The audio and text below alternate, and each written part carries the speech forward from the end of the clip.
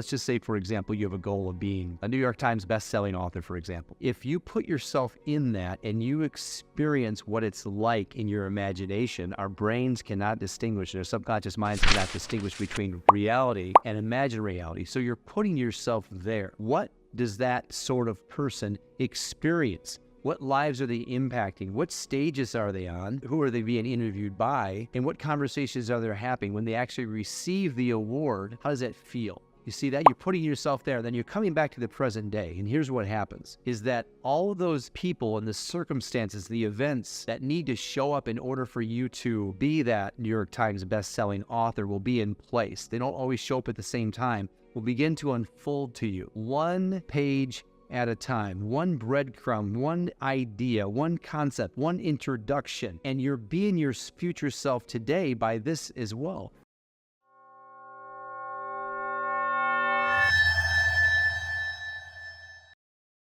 How to be your future self now. When I first heard this, I thought it was absolutely crazy.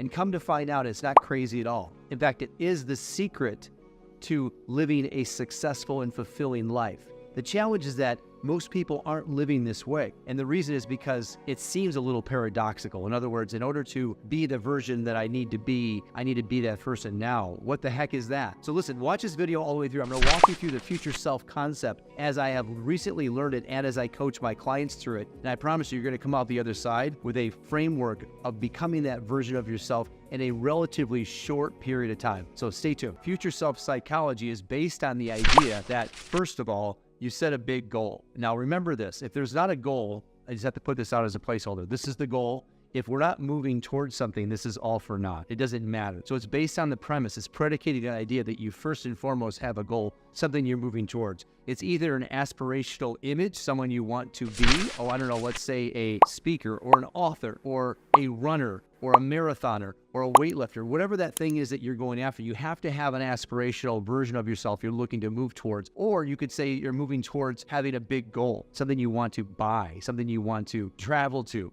or maybe it's a mate you're looking to attract. Whatever that goal is, put that out there, okay? That's predicated on the fact that you have a goal. So if you don't have a goal, stop this video right now and give some serious thought to something that you want to move towards. In the fact, it's impossible to have the future self version work or the future self concept work in your life if you're not moving towards something. In fact, we're actually miserable if we don't have a goal. This is exactly why in my coaching program, it's the very first lesson. It's called a worthy ideal. It's the idea that we are already wired to move towards something. And I go like this because our brain has that buried within us. It's that gift we've been given, is to move towards something. In the absence of a clearly defined goal, we become strangely loyal to trivialities. And what that means is that if you take that big goal out, everything, because we're wired to move towards a goal, all the smaller goals will become our focal point. It's like having the sun as the goal, blow the sun up, and then all these little planets will be the goal. Or in real life, the big goal, I want to be a motivational speaker, or I want to be an author, is the big goal. And the little goals, if you remove that big goal, the little goals would be trivia, daily gossip, or maybe looking at YouTube videos, or maybe it would be moving towards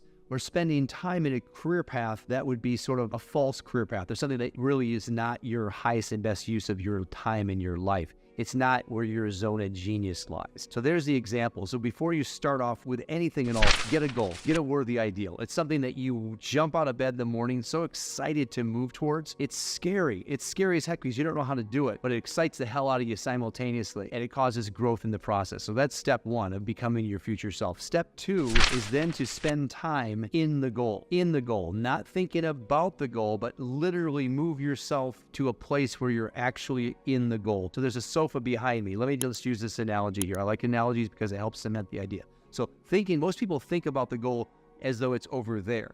So if my goal was to sit in the sofa and have that be the place I want to be, then if I were to just do it like most people, I would say it's over there. The sofa's over there. Now, the difference between the future self concept and what most people do is I literally would put myself on the sofa. So I'm coming from the place of being on the sofa. I am here. My vantage point is from the sofa. Now take this to any goal that you can think of. Let's say you want an oceanfront home. Well, what you do then is you would bring yourself into the home. It's not over there. Your vantage point is from, not to. So from that vantage point, you're in it. You're feeling the textures of the countertops. You're experiencing the ocean waves all around you. You hear it. All your senses are popping. You hear it, you see it, you smell it, you taste it, you touch it. It is all about the experience and what you feel. You absolutely feel the essence of it. So now you're there. There is a place. And then what you do is when you spend time in that goal every single day, and then you come back. So I'm doing this motion here because you're bringing yourself to the future self psychology, and then you're thrusting yourself back to the present. Think about it this way as well. Let's just say, for example, you have a goal of being a New York Times best-selling author, for example. If you put yourself in that and you experience what it's like in your imagination, our brains cannot distinguish, and our subconscious minds cannot distinguish between reality and imagined reality. So you're putting yourself there. What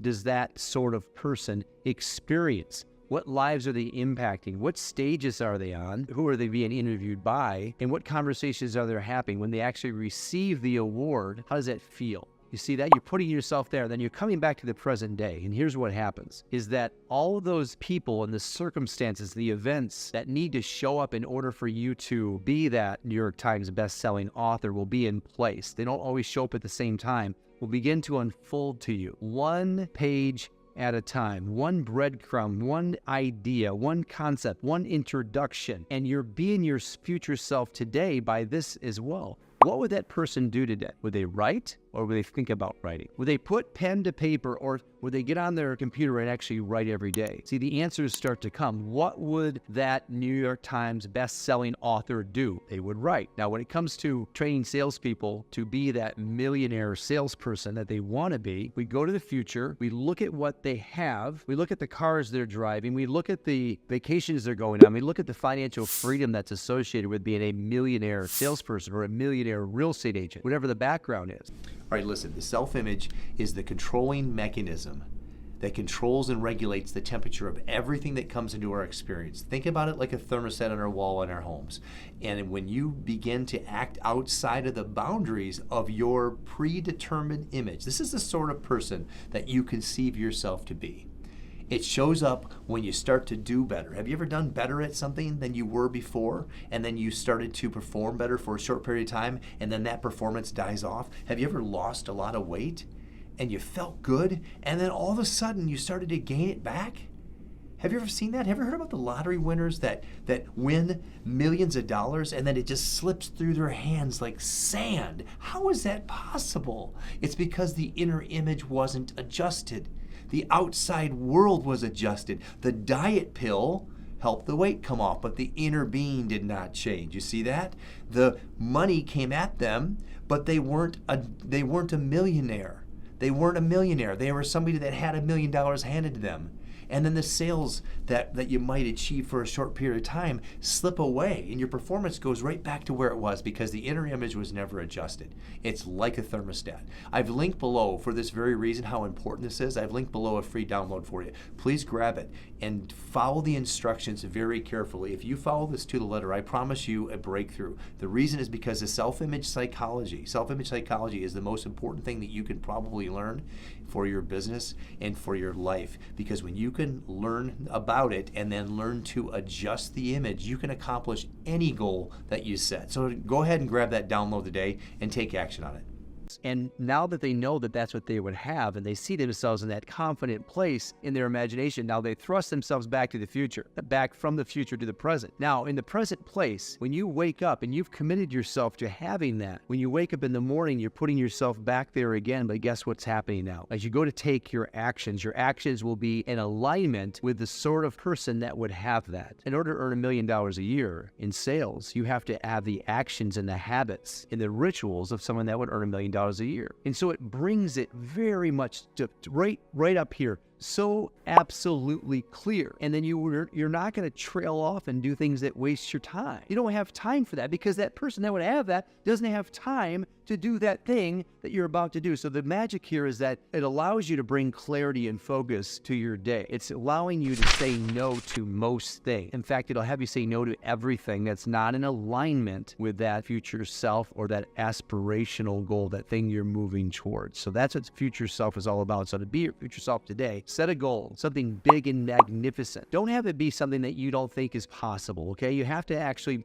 believe that you are worthy of it and believe that you can accomplish it. You don't have to have all the answers, but you definitely have to make it big enough that it excites the hell out of you, okay? Put that goal out there. And I'm not talking about just ratcheting up your sales by 5%. I'm not talking about getting a new car if it's the same car you already had. Or I'm not talking about maybe going on a slightly better vacation. This is something bigger and bolder or it's not going to work, okay? Then every day, spend time in that space. Close your eyes, use your creative imagination, your God-given imagination. You have the ability to see the future. Put yourself there every day. And then become emotionally attached to that. And then when you go take action every day, act like that person today. If it's a health goal, if it's a fitness goal, and you want to say lose 50 pounds, for example, or shed 50 pounds, or better yet, release 50 pounds. And you see yourself as that fittest version of yourself. Would they get up early, 5 a.m., lace on the shoes and go for a walk or a run? Absolutely. Would they move their body? Absolutely. Would they check their move goal on their Apple Watch? Absolutely. All these things are aspects of the individual who is fit. That is the identity. I am a fit person. These are the things that a fit person does. This doesn't need to take 2 years or 3 years or even a year. You can make a decision right now. You can decide today that you're going to be your future self today by following the exact process that I just shared with you. This is something that I work with my coaching clients on. It's actually buried right into the coaching program, this concept. I'll put a link below. It's called Thinking into Results. Thinking into Results is a program based on science and psychology. It helps entrepreneurs and salespeople and really anybody that wants to go from where you are now to that future version of yourself and accomplish something so big and amazing. But the challenge is you don't know how to do it and you don't know how to set a meaningful goal. You have a lot of mental barriers in the way. We help you remove those barriers and you can forge ahead to your most amazing and beautiful goals, both for life and business. If you want to learn more about that, click on the link below, Thinking into Results. If you like this video today on future self, you want to learn more about concepts like being your future self today, like this video. Go ahead and like and subscribe to this channel, and that way, whenever I come out with a new video, you'll be aware of it. Hopefully you enjoyed this today, and now go out today and be your future self.